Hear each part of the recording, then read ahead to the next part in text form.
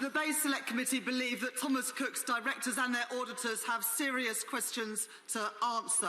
In the last 5 years, £20 million of bonuses have been paid to those directors, and the company is now gone under with more than £3 billion worth of debt. So can the Secretary of State confirm that the directors of Thomas Cook will not be able to continue as directors at any other firm until the Insolvency Service has completed their investigation? And will the government now also commit that the Financial Reporting Council will be replaced, as our Select Committee has called for, with a regulatory framework that holds the directors to account? Well, I think I'd answered the first point about the Insolvency Act and the Company Director Disqualification Act, and it is for, as she will know, the official receiver to do that part of the work. I can't pre-empt it. She tempts me into other areas which are a long way from the transport brief, so I think I better not provide an answer there. Now, in my experience, the Honourable Member for Stafford is a notably well-behaved fellow, and so I'm sure he'll confine himself to a single sentence. Jeremy Lefroy. Is there any way that the disgraceful hiking, often 2 or 3 times, of prices by other providers can be looked at under competition regulation? Hear, hear. My honourable friend will be interested here. I actually asked these questions just yesterday of the CAA and asked them to investigate for me. They believe that probably automatic pricing had kicked in and was then overridden quickly afterwards. I mentioned in my statement that there were some airlines who've done the opposite, for whom I'm grateful, and it seems right that I should mention them. EasyJet actually cut their prices by 15% for Thomas Cook passengers, and I'm grateful for airlines who have done that and have lent their aircraft as well. Lucy Powell. Thank you very much, Mr. Speaker. With over 3,000 employees in Greater Manchester, our economy is obviously being hit particularly hard. But can I press the Secretary of State further on what has been done over the last 4 to 5 months when the warning signs were all there and people could still buy package holidays just 24, 36 hours before the collapse? Shouldn't we be doing more when the warning signs are so clear? To say, I do have a lot of sympathy with the Honourable Lady's comments. I've found the process of knowing that there's a struggling airline and having Operation Matterhorn underway and yet not being able to say anything, obviously, because you then precipitate the danger of collapse, is very, very unsatisfactory. It comes back to, so many members have now mentioned it, this idea we have to have a route out of this which includes administration so that there isn't an instant collapse, and then there could be a much better and controlled path here for everyone, including employees. I absolutely agree with her, and we will get something done about this. Twinett Sandbach. Mr. Speaker, will the Secretary of State join me in praising Thomas Cook employees who turned up for work on Monday to help repatriate passengers? And will he make sure that the inquiries of the Insolvency Service also look at the impact of the 20% depreciation in the pound against the euro on Thomas Cook to assess whether or not the other travel industries based in the UK are vulnerable to the same currency movements? My honourable friend's absolutely right about the extraordinary work of employees who knew that they'd lost their job, still today working, uncertain about their future in many of those foreign and some British locations. She's absolutely right about that, and I pay complete tribute, I'm sure, on behalf of the whole House. There are many, many factors that led to the collapse of this company. I think management, which has been mentioned many times, plays a very large contributory part, but so do all sorts of other issues, including a very hot summer last year that stopped people from going away, following the wrong business model, the growth of the internet, and problems which stretch back way past any of us in this House ever voted to have a referendum about Brexit.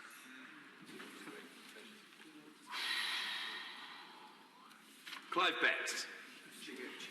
The Secretary of State said that we need to legislate to reform the travel industry and that we need a new sessions of Parliament to do it. Will he therefore give a guarantee that there will be a bill to this effect in the Queen's speech? Without wanting to reveal the contents of the Queen's speech, I hope he'll appreciate that I have hinted very broadly at where we want to go, and with the reassurance of the opposition front bench, I think he will have his asks answered. Henry Smith. Thank you, Mr. Speaker. Will the Transport Secretary join me in paying tribute to airlines like Virgin Atlantic, EasyJet and travel operators like TUI who have reached out to former Thomas Cook employees offering employment? And can I encourage the government to get on with changing that insolvency law and adopt a system similar to Chapter 11 protection, which has saved so many US airlines? My honourable friend's absolutely right, and he mentions some airlines. I should add in BA, TUI, Virgin, EasyJet, Ryanair, all of whom and others have been incredibly helpful. And actually also worth mentioning that many of these are very profitable airlines. There isn't something systemic in the British business which is causing a problem. Most of these British airlines are doing very well, and I've already answered the point about Chapter 11 or equivalent. Cowan. Thank you, Mr. Speaker. I have two constituents who are stuck in Mexico. They were told they were on a flight. When they turned up for it, they were told they weren't. They face the real possibility of no accommodation, no flights. They're tired, they're anxious, they're running out of money. What has the government laid aside under Operation Matterhorn to help people stuck in in transit while trying to get home?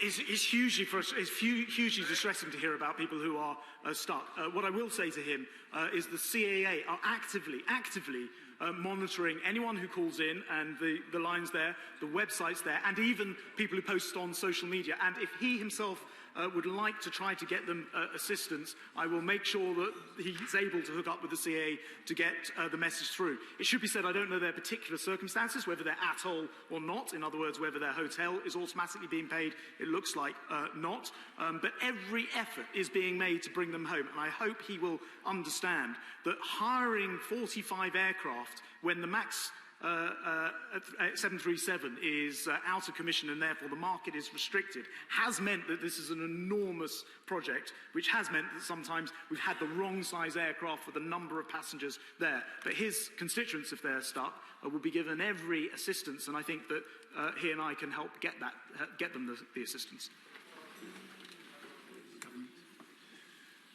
Nigel Mills. Distinguish between passengers on a package holiday booking and on a flight-only booking in this situation.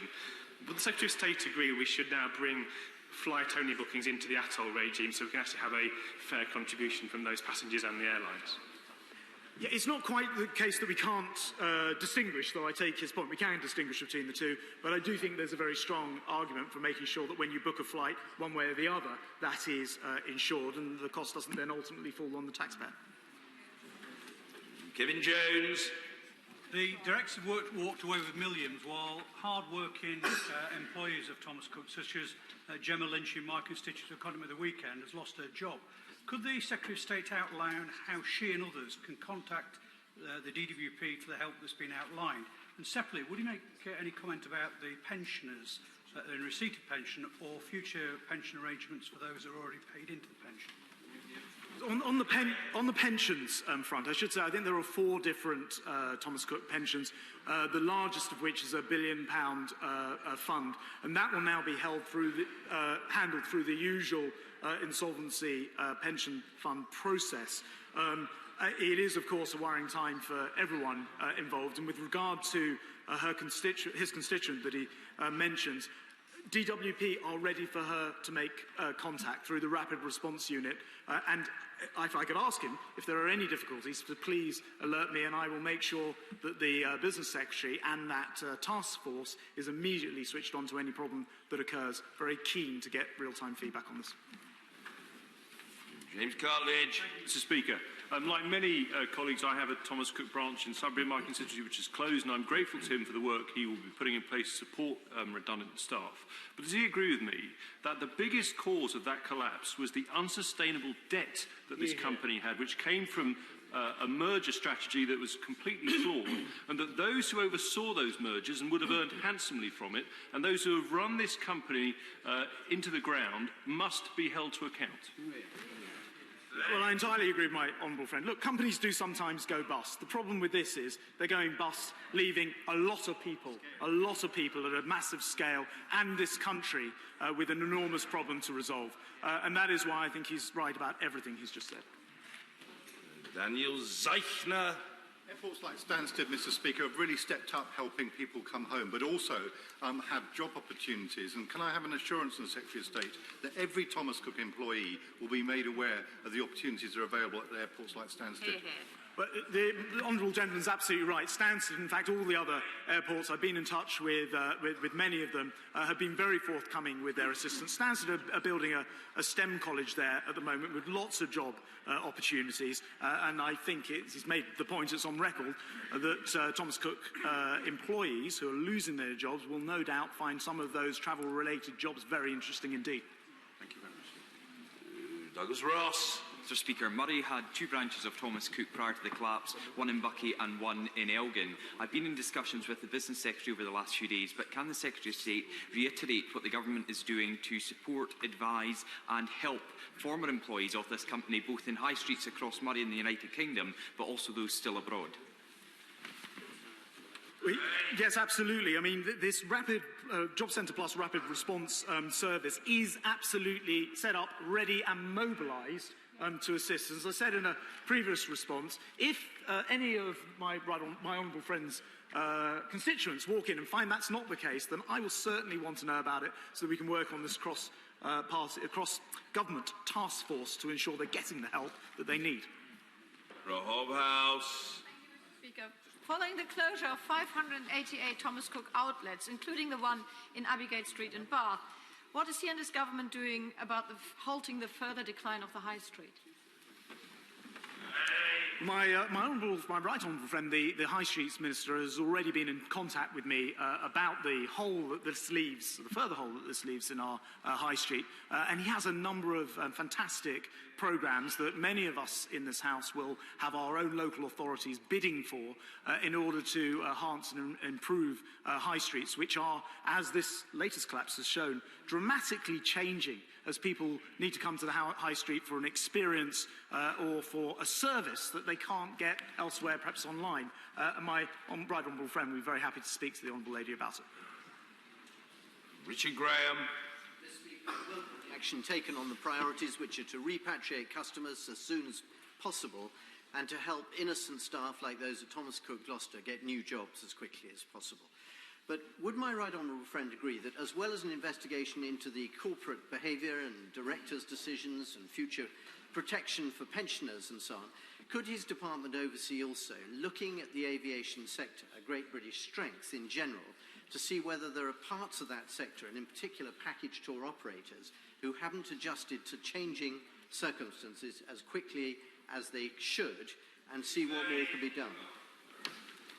My honourable friend's absolutely right. There are very profitable parts of this sector. One large British Airlines just made record profits and shows that there is money to be made in this sector.